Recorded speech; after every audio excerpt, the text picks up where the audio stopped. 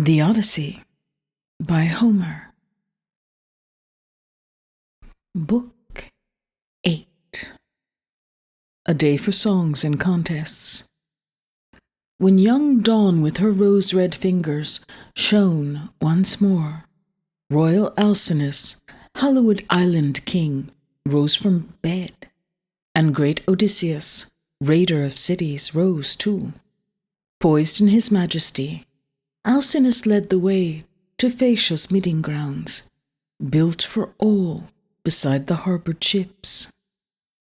Both men sat down on the polished stone benches, side by side, as Athena started roaming up and down the town. In build and voice the wise Alcinous' herald, furthering plans for Odysseus' journey home, and stopped beside each citizen, urged them all. Come this way, you lords and captains of Phaecia. Come to the meeting grounds and learn about the stranger, a new arrival, here at our wise king's palace now. He's here from roving the ocean, driven far off course.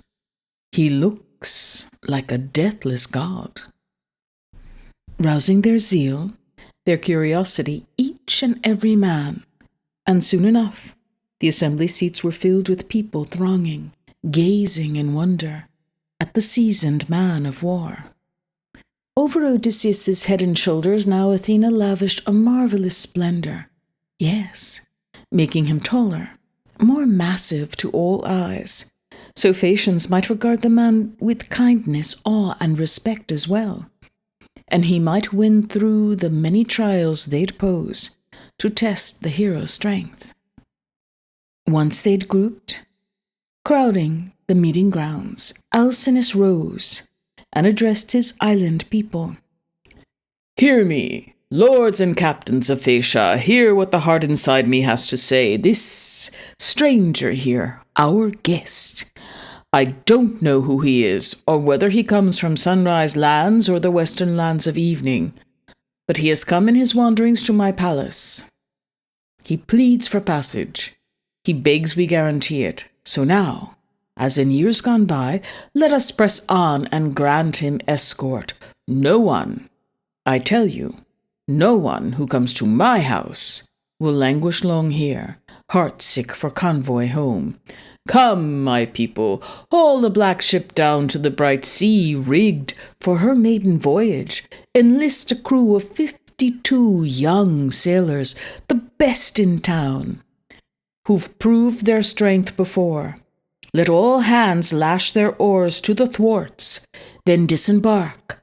Come to my house and fall in for a banquet, quickly. I'll lay on a princely feast for all. So then, these are the orders I issue to our crews. For the rest, you sceptered princes here, you come to my royal hall so we can give this stranger a hero's welcome in our palace. No one here refuse. Call in the inspired bard, to him beyond all others the power to please, however the spirit stirs him on to sing. With those commands, Alcinous led the way, and a file of sceptred princes took his lead, while the herald went to find the gifted bard. And the 52 young sailors duly chosen, briskly following orders, went down to the shore of the barren salt sea. And once they reached the ship at the surf's edge, first they hauled the craft into deeper water, stepped the mast amidships, canvas brailed. They made oars fast in the leather oarlock straps, moored her riding high on the swell, then disembarked and made their way to wise Alcinous' high-roofed halls. There, colonnades and courts and rooms were overflowing with crowds, a mounting host of people, young and old. The king slaughtered a dozen sheep to feed his guests, 8 boars with shining tusks, and a pair of shambling oxen. These they skinned and dressed, and then laid out a feast to fill the heart with savor. In came the herald now, leading among the faithful bard the muse adored, above all others, true. But her gifts were mixed with good and evil, both.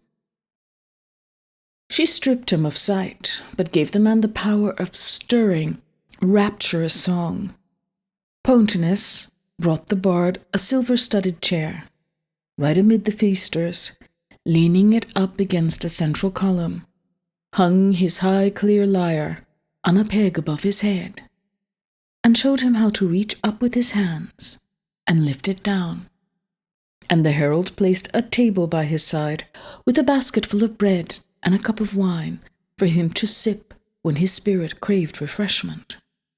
All reached out for the good things that lay at hand, and when they'd put aside desire for food and drink, the muse inspired the bard.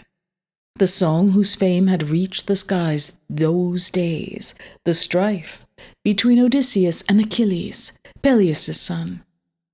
How once, at the gods' flowing feast, the captains clashed in a savage war of words, while Agamemnon, lord of armies, rejoiced at heart that Achaea's bravest men were battling so. For this was the victory sign that Apollo prophesied at his shrine in Pytho, while Agamemnon strode across the rocky threshold, asking the oracle for advice. The start of the tidal waves of ruin tumbling down on Troy's and Achaea's forces, both at once, thanks to the will of Zeus, who rules the world. That was the song the famous harper sang, but Odysseus, clutching his flaring sea-blue cape in both powerful hands, drew it over his head and buried his handsome face. Ashamed, his hosts might see him shedding tears. Whenever the rapt bard would pause in the song, he'd lift the cape from his head, wipe his tears, and hoisting his double-handled cup, pour it out to the gods. But soon as the bard would start again, impelled to sing by Phaecia's lords, who revelled in his tale, again Odysseus hid his face and wept. His weeping went unmarked by all the others. Only Alcinous, sitting close beside him, noticed his guest's tears, heard the groan in the man's labored breathing, and said at once to the master mariners around him, "Hear me, my lords and captains of Phaecia, by now we have had our fill of food well shared, and the lyre too, our loyal friend at banquets. Now out we go again, and test ourselves in contests, games of every kind, so our guest can tell his friends when he reaches home how far we excel the world at boxing, wrestling, jumping, speed of foot." He forged ahead, and the rest fell in behind, and taking Demodocus by the hand, led him from the palace, guiding him down the same path the island lords had just pursued, keen to watch the contests. They reached the meeting grounds with throngs of people streaming in their trail, as a press of young champions rose for competition. Topsail and riptide rose, the helmsmen row hard too, and seamen and sternmen, surf at the beach and stroke oar, breaker and bowsprit, racing the wind and swing aboard, and Sigurd, the son of great fleet. Shipwrightson and the son of launcher Broadsea rose up too, a match for murderous Ares, death to men, in looks, and build the best of all Phaeacians, after gallant Laodamas, the captain of the people. Laodamas rose with two more sons of the great Alcinous, Halius, bred to the sea, and Clytonius, famed for ships. And now the games began. The first event, a foot race. They towed the line, and broke flat out from the start, with a fast pack, flying down the field in a whirl of dust, and Clytonius, the prince, outstripped them all by far.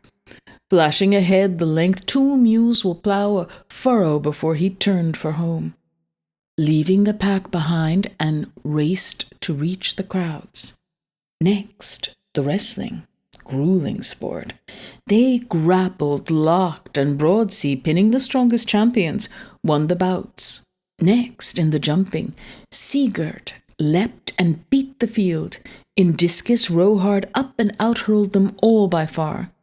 And the king's good son, Laodamas, boxed them to their knees. When all had enjoyed the games to their heart's content, Alcinous's son Laodamas spurred them. "Come, my friends, let's ask our guest if he knows the ropes of any sport. He's no mean man, not with a build like that. Look at his thighs, his legs, and what a pair of arms, his massive neck, his big, rippling strength. Nor is he past his prime. Nothing worse than the sea, I always say, to crush a man, the strongest man alive." And Broadsea put in quickly, "Well said, Laodamas, right to the point. Go up to the fellow, challenge him yourself." On that cue, the noble prince strode up before Odysseus, front and center, asking, "Come, stranger sir, won't you try your hand at our contest now? If you have skill in any, it's fit and proper for you to know your sports. What greater glory attends a man while he's alive than what he wins with his racing feet and striving hands? Come, and compete then. Throw your cares to the wind. It won't be long. Your journey's not far off. Your ship's already hauled down to the sea. Your crew is set to sail." Laodamas, quick to the mark, Odysseus countered sharply, "Why do you taunt me so with such a challenge? Pains weigh on my spirit now.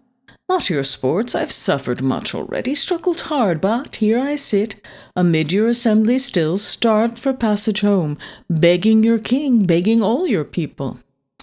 "Oh, I knew it," Broadsea broke in, mocking him to his face.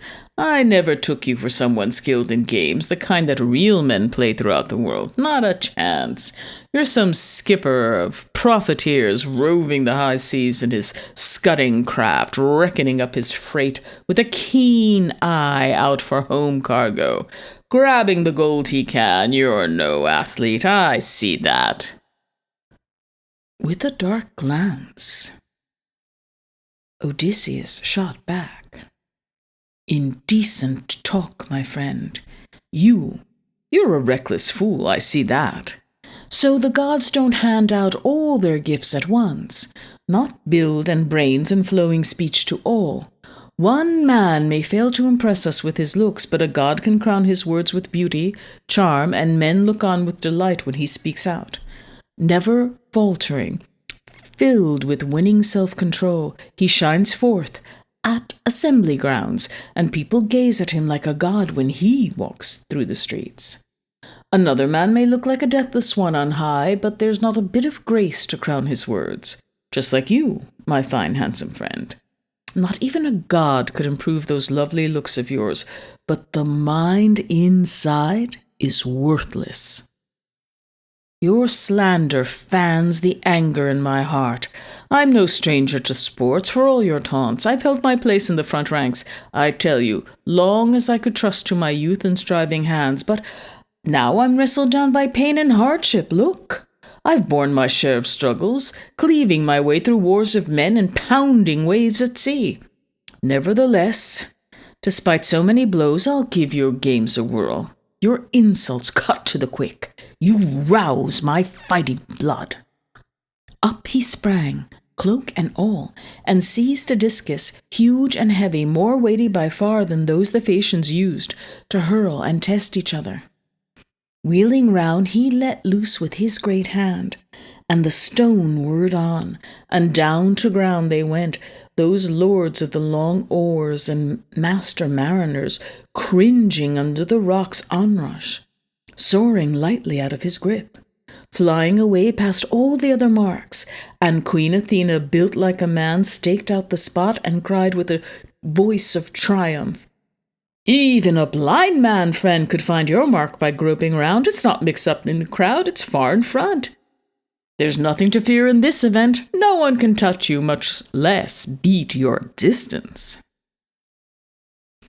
At that, the heart of the long-suffering hero laughed, so glad to find a ready friend in the crowd that, lighter in mood, he challenged all Phaecia's best. "Now go match that, you young pups, and straightway I'll hurl you another just as far, I swear, even farther." All the rest of you, anyone with the spine and spirit, step right up and try me. You've incensed me so. At boxing, wrestling, racing, nothing daunts me. Any Phaeacian here except Laodamas himself. The man's my host. Who would fight his friend? He'd have to be good for nothing, senseless, yes, to challenge his host and come to grips in games. In a far-off land at that, he'd cut his own leg short. But there are no others I'd deny or think beneath me. I take on all contenders gladly, test them head to head. I'm not half bad in the world of games where men compete. Well, I know how to handle a fine, polished bow. The first to hit my man in a mass of enemies, even with rows of comrades pressing near me, taking aim with our shafts to hit our targets. Philoctetes alone outshot me there at Troy, when ranks of Achaean archers bent their bows. Of the rest, I'd say that I outclass them all, men still alive who eat their bread on earth. But I'd never vie with the men of days gone by. Not Heracles, not Eurytus of Oechalia, archers who rivaled immortal powers with their bows. That's why a noble Eurytus died a sudden death, no old age creeping upon him in his halls. Apollo shot him down, enraged that the man had challenged him, the archer god. As for spears, I can fling a spear as far as the next man wings an arrow. Only at sprinting I fear you'd leave me in the dust. No conditioning there on shipboard day by day. My legs have lost their spring. He finished. All stood silent, hushed. Only Alcinous found a way to answer. Stranger, friend, nothing you say among us seems ungracious. You simply want to display the gifts you're born with. Stung that a youngster marched up to you in the games, mocking, ridiculing your prowess as no one would who had some sense of fit and proper speech. But come now, hear me out, so you can tell our story to other lords as you sit and feast your own halls some day. Your own wife and your children by your side, remembering their our island prowess here. What skills great Zeus has given us as well. Down all the years from our father's day till now, we're hardly world-class boxers or wrestlers, I admit, but we can race like the wind, we're champion sailors too. And always dear to our hearts, the feast, the lyre, and dance, and changes of fresh clothes, our warm baths and beds. So come, all you Phaeacian masters of the dance, now dance away so our guest can tell his friends, when he reaches home, how far we excel the world in sailing, nimble footwork, dance, and song. Go, someone, quickly, fetch Demodocus. Now his ringing lyre, it must be hanging somewhere in the palace. At the king's word, the herald sprang to his feet and ran to fetch the ringing lyre from the house. And stewards rose, 9 in all, picked from the realm to set the stage for contests, masters at arms who levelled the dancing floor to make a fine broad ring. The herald returned, and placed the vibrant lyre now in Demodocus's hands, and the bard moved toward the center, flanked by boys in the flush of youth, skilled dancers, as Odysseus gazed at their flying, flashing feet, his heart aglow with wonder. A rippling prelude, now the bard struck up an irresistible song, the love of Ares and Aphrodite crowned with flowers. How the two had first made love, in Hephaestus's mansion, all in secret. Ares had showered her with gifts, and showered Hephaestus's marriage bed with shame. But a messenger ran to tell the god of fire, Helios, lord of the sun, who'd spied the couple lost in each other's arms and making love. Hephaestus, hearing the heart-wounding story, bustled toward his forge, brooding on his revenge, planted the huge anvil on its block, and beat out chains not to be slipped or broken, all to pin the lovers on the spot. This snare the fire god forged ablaze with his rage at war, then limped to the room where the bed of love stood firm, and round the posts he poured the chains in a sweeping net, with streams of others flowing down from the roof beam. gossamer fine as spider webs, no man could see, not even a blissful god. The smith had forged a masterwork of guile. Once he'd spun that cunning trap around his bed, he feigned a trip to the well-built town of Lemnos, dearest to him by far of all the towns on earth. But the god of battle kept no blind man's watch. As soon as he saw the master craftsman leave, he plied his golden reins and arrived at once, and entered the famous god of fire's mansion, chafing with lust for Aphrodite, crowned with flowers. She'd just returned from her father's palace, mighty Zeus, and now she sat in her rooms as Ares strode right in and grasped her hand with a warm, seductive urging. "Quick, my darling, come, let's go to bed and lose ourselves in love. Your husband's away. By now he must be off in the wilds of Lemnos, consorting with his raucous Sintian friends." And her heart raced with joy, to sleep with war, and off they went to bed, and down they lay.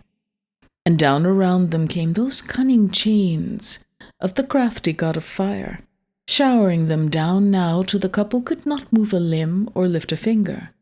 Then they knew at last there was no way out, not now. But now the glorious crippled smith was drawing near. He'd turn around miles short of the Lemnos coast, for the sun god kept his watch, and told Hephaestus all. So back he rushed to his house, his heart consumed with anguish.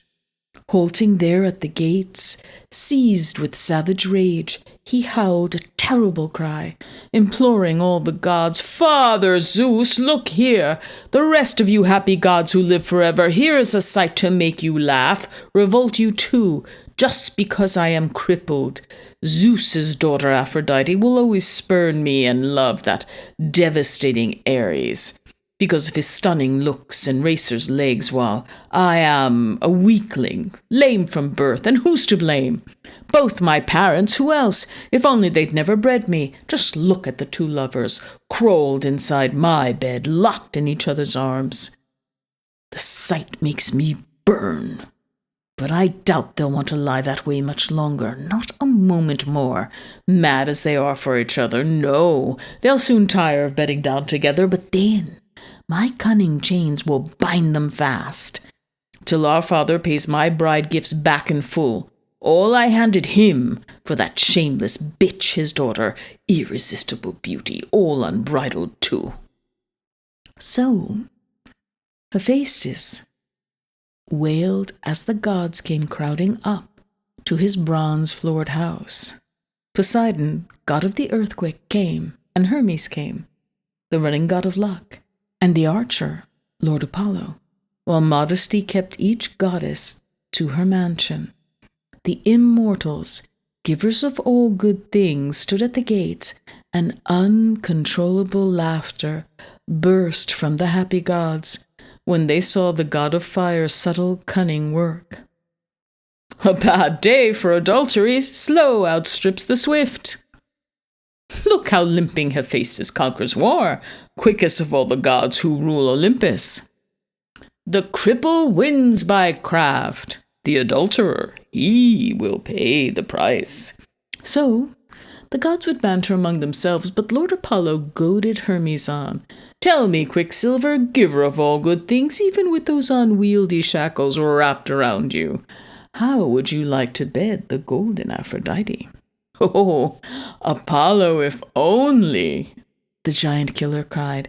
"Archer, bind me down with triple those endless chains. Let all you gods look on, and all you goddesses too, but how I'd love to bed that golden Aphrodite." A peal of laughter broke from the deathless ones, but not Poseidon, not a smile from him. He kept on begging the famous smith to loose the god of war, pleading, his words flying. "Let him go. I guarantee you Ares will pay the price. Whatever you ask, Hephaestus, whatever's right in the eyes of all the gods." But the famous crippled smith appealed in turn. "God of the earthquake, please don't urge this on me. A pledge for a worthless man is a worthless pledge indeed. What if he slips out of his chains, his debts as well? How could I shackle you while all the gods look on? But the god of earthquakes reassured the smith. Look, Hephaestus, if Ares scuttles off and away, squirming out of his debt, I'll pay the fine myself. With all his force, the god of fire loosed the chains, and the two lovers, free of the bonds that overwhelmed them so, sprang up and away at once. And the war god sped to Thrace, while love with her telltale laughter sped to Paphos, Cyprus Isle, where her grove and scented altar stand. There the Graces bathed and anointed her with oil, ambrosial oil, the bloom that clings to the gods who never die, and swathed her round in gowns to stop the heart and ecstasy of vision. That was the song the famous harper sang, and Odysseus relished every note as the islanders, the lords of the long oars and master mariners, rejoiced. Next, the king asked Helios and Laodamas to dance, the two alone, since none could match that pair. So, taking in hand a gleaming sea-blue bowl, made by the craftsman Polybus, arching back, one prince would hurl it toward the shadowy clouds, as the other, leaping high into the air, would catch it quickly, nimbly, before his feet hit the ground again. Once they vied at throwing the bowl straight up, they tossed it back and forth in a blur of hands, as they danced across the earth that feeds us all, while boys around the ring stamped out the beat, and a splendid rhythmic drumming sound arose, and good Odysseus looked at his hosts, exclaiming, King Alcinous, shining among your island people, you boasted Phaecia's dancers are the best. They prove your point. I watch and am amazed. His praises cheered the hallowed island king, who spoke at once to the master mariners around him. Hear me, my lords and captains of Phaecia. Our guest is a man of real taste, I'd say. Come, let's give him the parting gifts a guest deserves. There are 12 peers of the realm who rule our land. A fresh cloak and shirt and a bar of precious gold. Gather the gifts together, hurry, so our guest can have them all in hand when he goes to dine, his spirit filled with joy. As for Broadseed, let him make amends man to man with his words as well as gifts. His first remarks were hardly fit to hear. All assented and gave their own commands. Each noble sent a page to fetch his gifts. And Broadseed volunteered in turn, obliging. Great Alcin is shining among our island people. Of course I'll make amends to our newfound friend as you request. I'll give the man this sword, it's solid bronze, and the hilt has silver studs, the sheath around it ivory freshly carved. Here's a gift our guest will value highly. He placed the silver-studded sword in Odysseus' hands, with a burst of warm words. Farewell, stranger sir. If any remark of mine gave you offense, may storm winds snatch it up and sweep it off. May the gods grant you safe passage home to see your wife. You've been so far from loved ones, suffered so.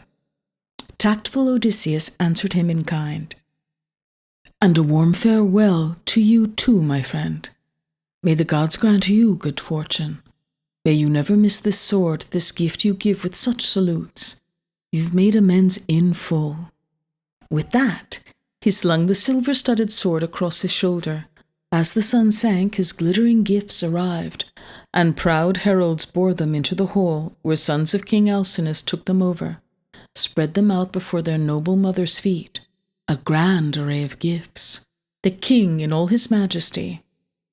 The king turned to the queen and urged her, Come, my dear, bring in an elegant chest, the best you have, and lay inside it a fresh cloak and shirt, your own gifts.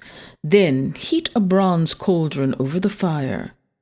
Boil water, so once our guest has bathed and reviewed his gifts, all neatly stacked for sailing, gifts our Phaeacian lords have brought him now, he'll feast in peace and hear the harper's songs. and I will give him this gorgeous golden cup of mine, so he'll remember Alcinous all his days to come, when he pours libations out in his own house to Father Zeus and the other gods on high." And at that, Arete told her serving women, "Set a great 3-legged cauldron over the fire, do it right away." And hoisting over the blaze a cauldron, filling it brimful with bathing water, they piled fresh logs beneath and lit them quickly. The fire lapped at the vessel's belly, the water warmed. Meanwhile, the queen had a polished chest brought forth from an inner room, and laid the priceless gifts inside, the clothes and gold the Phaeacian lords had brought, and added her own gifts, a cloak and a fine shirt, and gave her guest instructions quick and clear. "Now, look to the lid yourself and bind it fast with a good tight knot, so no one can rob you on your voyage, drifting into a sweet sleep as the black ship sails you home." Hearing that, the storm-tossed man secured the lid straightway. He battened it fast with a swift, intricate knot the Lady Circe had taught him long ago, and the housekeeper invited him at once to climb into a waiting tub and bathe, a hot, steaming bath. What a welcome sight to Odysseus's eyes! He'd been a stranger to comforts such as these since he left the lovely-haired Calypso's house. Yet all those years he enjoyed such comforts there, never-ending, as if he were a god. And now, when maids had washed him, rubbed him down with oil, and drawn warm fleece and a shirt around his shoulders, he stepped from the bath to join the nobles at their wine. And there stood Nausicaa as he passed. Beside a column that propped the sturdy roof she paused, endowed by the gods with all her beauty, gazing at Odysseus right before her eyes. Wonderstruck, she hailed her guest with a winning flight of words. "Farewell, my friend, and when you are at home in your own land, remember me at times. Mainly to me you owe the gift of life." Odysseus rose to the moment deftly, gently. "Nausicaa, daughter of generous King Alcinous, may Zeus the Thunderer, Hera's husband, grant it so, that I travel home and see the dawn of my return. Even at home, I'll pray to you, as a deathless goddess, all my days to come. You saved my life, dear girl." And he went and took his seat beside the king. By now they were serving out the portions, mixing wine, and the herald soon approached, leading the faithful bard Demodocus, prized by all the people, seated him in a chair amid the feasters, leaning it against a central column.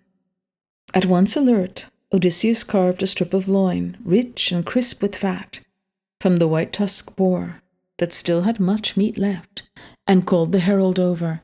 "Here, herald, take this choice cut to Demodocus so he can eat his fill, with warm regards from a man who knows what suffering is. From all who walk the earth our bards deserve esteem and awe, for the muse herself has taught them path of song. She loves the breed of harpers." The herald placed the gift in Demodocus's hand, and the famous blind bard received it, overjoyed. They reached for the good things that lay outspread, and when they put aside desire for food and drink, Odysseus, master of many exploits, praised the singer. "I respect you, Demodocus, more than any man alive. Surely the muse has taught you Zeus's daughter, or Apollo himself. How true to life!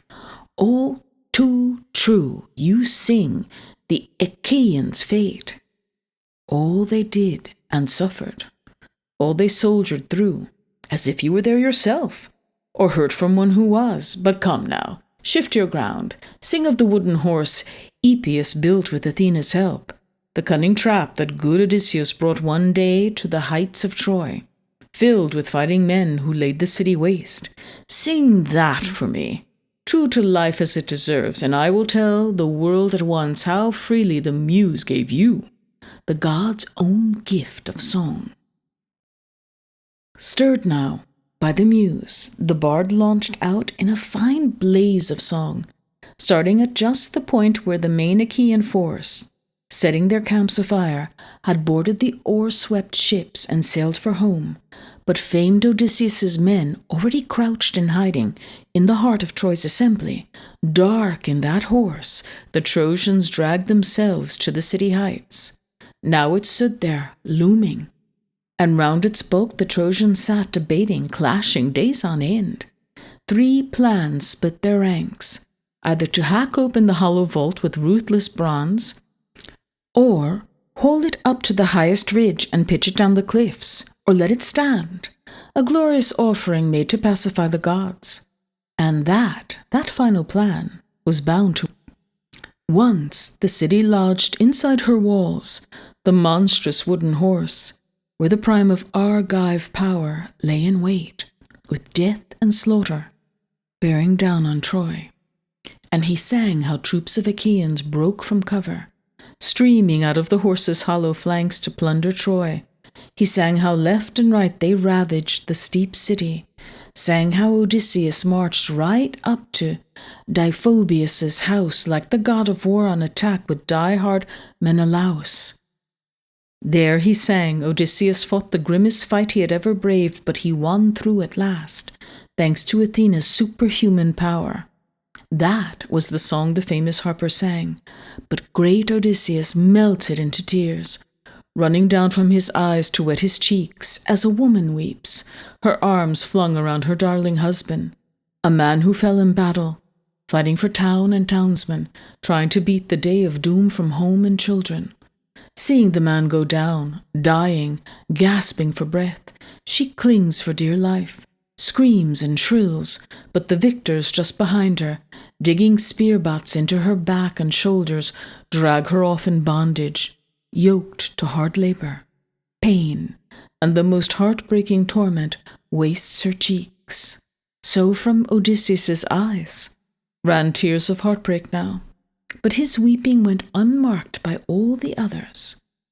Only Alcinous, sitting close beside him, noticed his guest's tears, heard the groan in the man's labored breathing, and said at once to the master mariners around him, "Hear me, my lords and captains of Phaecia, let Demodocus rest his ringing lyre now. This song he sings can hardly please us all.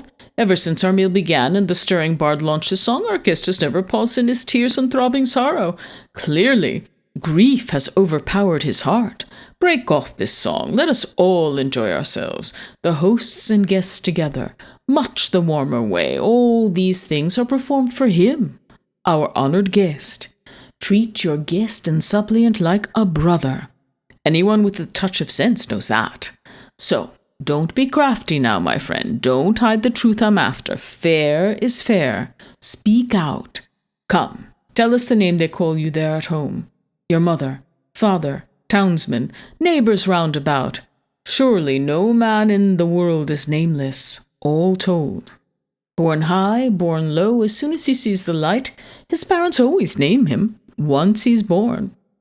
And tell me your land, your people, your city too, so our ships can sail you home. Their wits will speed them there. For we have no steersmen here among Phaecia's crews or steering oars that guide your common craft. Our ships know in a flash their mate's intentions, know all ports of call, and all the rich green fields with wings of the wind. They cross the sea's huge gulfs, shrouded in mist and cloud. No fear in the world of foundering, fatal shipwreck. True, there's an old tale I heard my father telling once. Nauseus used to say that Lord Poseidon was vexed with us because we escorted all mankind and never came to grief. He said that one day, as a well-built ship of ours sailed home on the misty sea from such a convoy, the god would crush it, yes, and pile a huge mountain round about our port. So the old king foretold, and as for the god, well, he can do his worst or leave it quite undone, whatever warms his heart. But come, my friend, tell us your story now, and tell it truly. Where have your rovings forced you? What lands of men have you seen? What sturdy towns, what men themselves? Who were wild, savage, lawless?